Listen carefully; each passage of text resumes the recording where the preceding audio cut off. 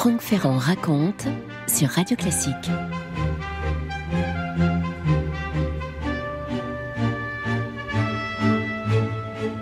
À l'automne 2014, la Chine reçoit la pianiste Zhu Xiaomei qui a passé 35 ans loin de Pékin. Et c'est un peu le retour de l'enfant prodigue. Lors de cette grande tournée chinoise, l'éblouissante concertiste va donner 7 concerts avec au programme son œuvre fétiche, les variations Goldberg de Bach. 7 concerts donc dans 6 des principales villes de Chine. Une tournée retracée dans l'ouvrage de Michel Mollard, Zhu Xiaomei, Retour en Chine. C'est un livre qui est paru aux éditions Salvator, un moment historique. L'artiste apparaît comme une musicienne totale, pas seulement comme une pianiste. Une interprète aux excès, aux effets en tout genre, qui creuse sous les notes, comme on dit. Elle tient ça de sa sensibilité si particulière, mais aussi de l'enseignement d'un de ses professeurs au conservatoire de Pékin dans son adolescence, le jeune Pan Yiming, maître Pan, qu'elle tenait pour une sorte de magicien, tant il parvenait à deviner ce qu'elle avait dans la tête à chaque instant. C'est lui qui avait réussi à lui faire comprendre qu'il est superflu d'en rajouter pour plaire au public. J'ai compris la leçon, souligne Zhu Xiaomei, tant et si bien qu'aujourd'hui, lorsque je monte sur scène, je crains toujours que certains puissent penser que je fais du spectacle. Et je songe à cette belle pensée de Pascal, le malheur veut que celui qui veut faire l'ange fait la bête. Paradoxalement, cette pianiste chinoise que les Chinois n'auront découvert qu'avec retard, les Français l'avaient connue avant eux. Fin 2005, Bernard Pivot l'avait reçue dans son émission Double Jeu. Le principe de ce programme, c'était d'inviter des personnalités non françaises qui avaient en commun l'amour de la France. Chez Bernard Pivot, donc, elle a retracé sa vie de musicienne et de femme. Son charisme et son parcours bouleversent le public à tel point que les éditions Robert Laffont vont lui demander d'écrire son autobiographie et c'est pour elle l'occasion de replonger dans un parcours douloureux. L'ouvrage s'intitule « La rivière et son secret ». Il connaît un grand retentissement. Le livre reçoit en 2008 le Grand Prix des Muses. Cette biographie est constituée d'une aria introductive, de 30 chapitres conçus comme 30 variations et d'un retour à l'aria initiale, autant dire qu'il emprunte ce livre, sa structure au grand modèle, ces mythiques variations Goldberg de Bach. Cette œuvre fétiche de Zhu Xiaomei, elle l'a jouée des centaines de fois, elle l'a enregistrée à 3 reprises, dont une sur la tombe même du compositeur, puisque c'est un pèlerinage qui a été filmé d'ailleurs en l'église Saint-Thomas de Leipzig en juin 2014. Les Goldberg ont ceci de particulier qu'elles convoquent toutes les émotions, tous les sentiments de la vie humaine, écrit-elle. C'est en cela qu'elle constitue un des plus grands chefs-d'œuvre de l'humanité et qu'elle parle tant au public. Dans cette œuvre, c'est la vie même dans ses composantes infinies que Bach a mise en musique. Franck Ferrand sur Radio Classique. Zhu Xiaomei est née à Shanghai en 1949. Vous voyez que ce n'est pas une date neutre. Elle est née quelques semaines après la proclamation de la République populaire de Chine.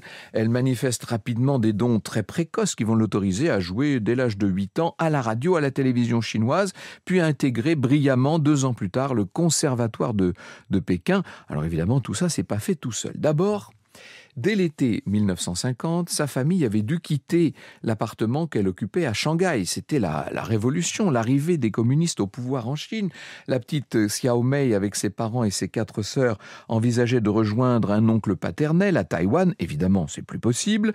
La famille décide de s'installer à Pékin, dans un carré de maisons basses autour d'une petite cour centrale avec un point d'eau.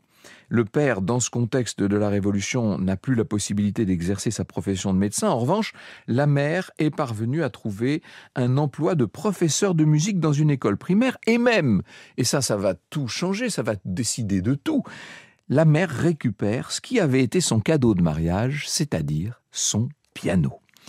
Zhu Xiaomei n'a que 3 ans à l'époque. Elle est intriguée par cet objet qui parle quand on le touche. Une jolie définition, jolie façon de considérer l'instrument. Sa mère n'en joue pas, mais elle l'époussette chaque matin. Un soir, ma mère me prend par la main et me dit « Viens Xiaomei, je vais te jouer quelque chose ». Elle raconte ça dans son autobiographie, je la cite. Elle ouvre le piano et commence à jouer.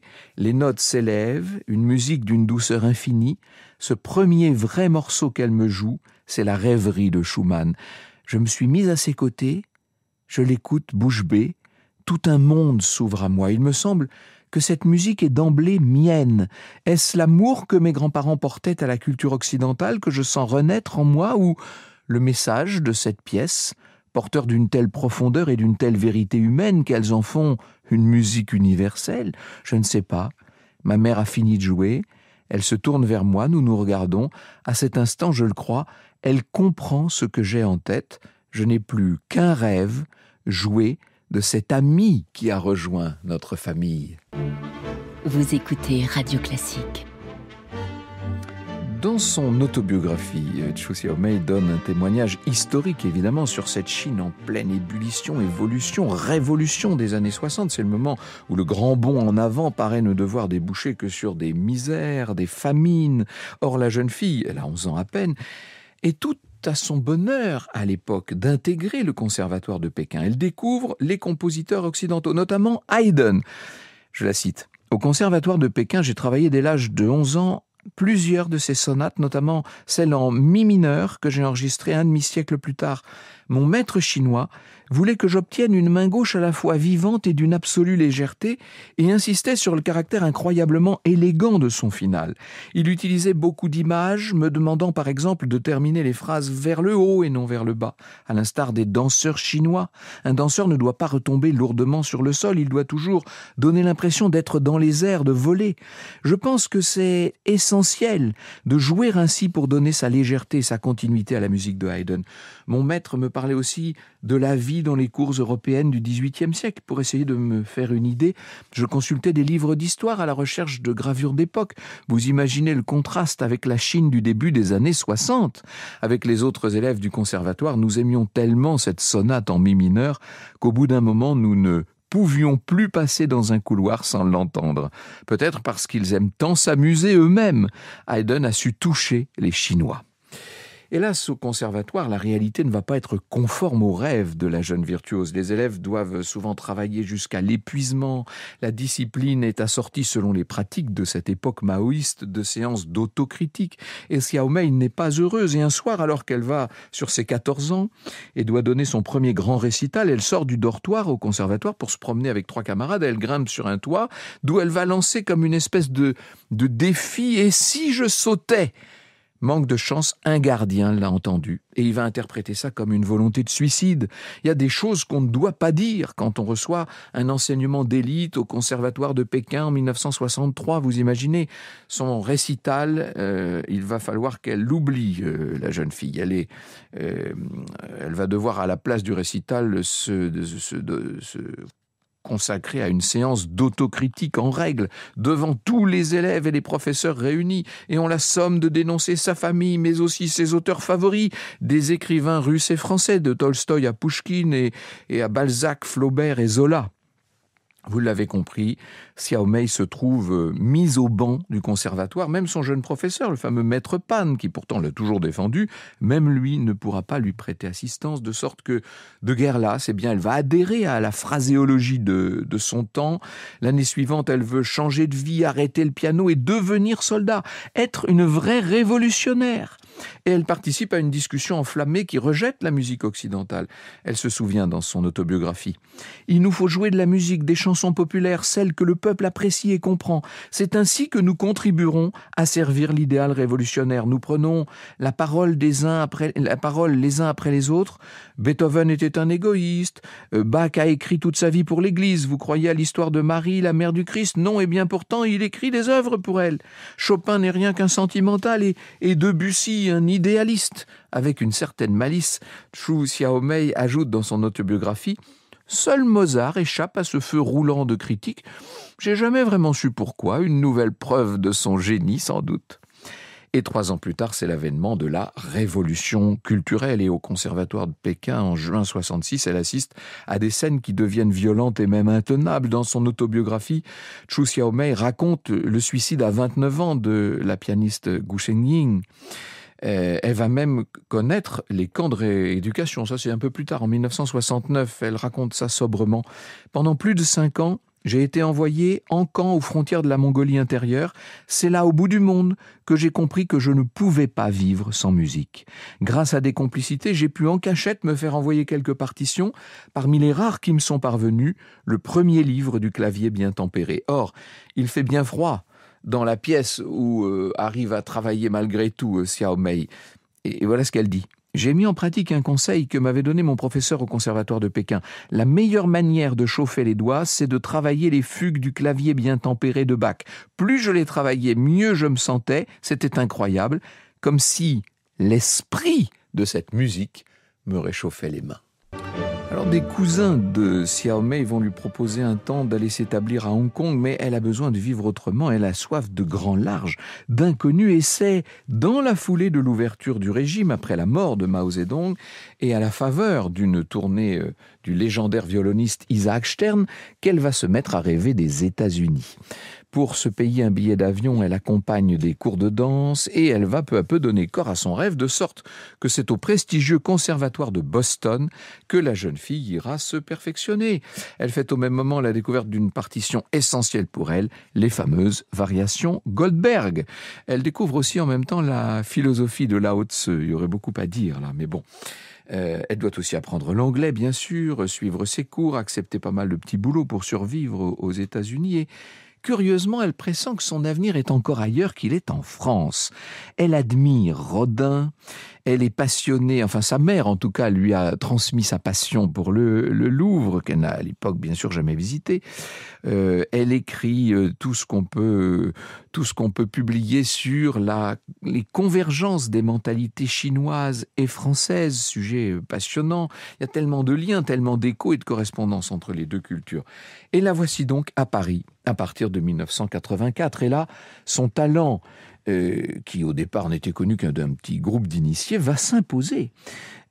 Immense talent, évidemment, que Xiao Mei choisit de mettre au service des plus grands chefs-d'œuvre pour le piano seul, Haydn, Mozart, Beethoven, Schubert, Mendelssohn et Chopin, évidemment, et Schumann, et puis bien sûr, d'abord et avant tout, Jean-Sébastien Bach, dont elle arrive à rapprocher la profondeur et la philosophie de celle de Lao Tzu. Et Scarlatti, devrais-je ajouter.